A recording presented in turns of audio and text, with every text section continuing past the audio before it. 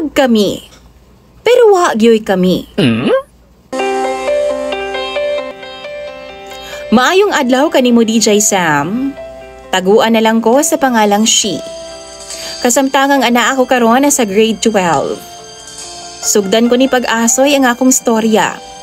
Ni atong grade 9 pa lang ko, dunay nanguyab na ako. Classmate na ako siya ug tawgon na lang nato siya sa pangalang Gab. Siya ang first nga nanguyab gid sa ako a DJ Sam. Pero wa na ko siya gisugod, kay di pa man ko ganahan nga mag-uyab-uyab ato nga time. Gusto na ko makauyab ko kanang professional nako. Unya kaya nga ko ang goal man kay date to marry. First and last. Di ko gusto nga na ay ex DJ Sam. Pareho sad mi og relihiyon ni Gab. Dili siya hitsurahan ha, pero talented siya. Kabalo siya mo play og instruments, singer na, dancer pag yun.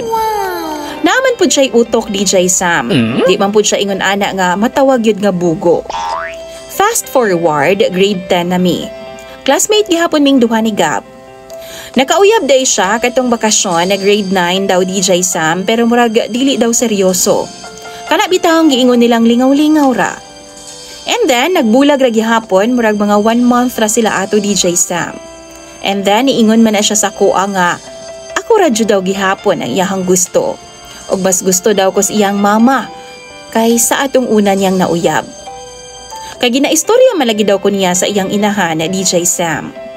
Hangtod sa ning moving up na mi and then wa mi nagaistorya after moving up kay nanguli naman mi. Wa nasab na ako siya makit-an tungod sa kadaghang tao ni adtong higayuna. Hangtod nga na grade 11 na mi DJ Sam. Wa na mi gatchat-chat kay busy na pud sa pagskwela. Pero gatchat siya pag naay occasion. Like Valentine's, Christmas, or New Year, mo-greet gina siya sa kuha DJ Sam. Last Feb 14 lang, ming chat siya na ako og Happy Valentine's og mi-reply sab ko. Hangtod nga nagkinamustahan ay ming duha. Hangtod karon ka-chat-chat gihapon mi DJ Sam, grade 12 na mi. Kung mag-chat mi, muramig mga mag-uyab jud ay. Dear among tawagan pero why kami? Ka I love you sab mi, I miss you. Bisan wa gyoy kami. Pero gahulat daw gihapon siya sa ako a DJ Sam. Ug nangutana ko kung hangtod kanus mag-fade ang iyang love sa ako Tubag niya, hangtod mamatay daw siya.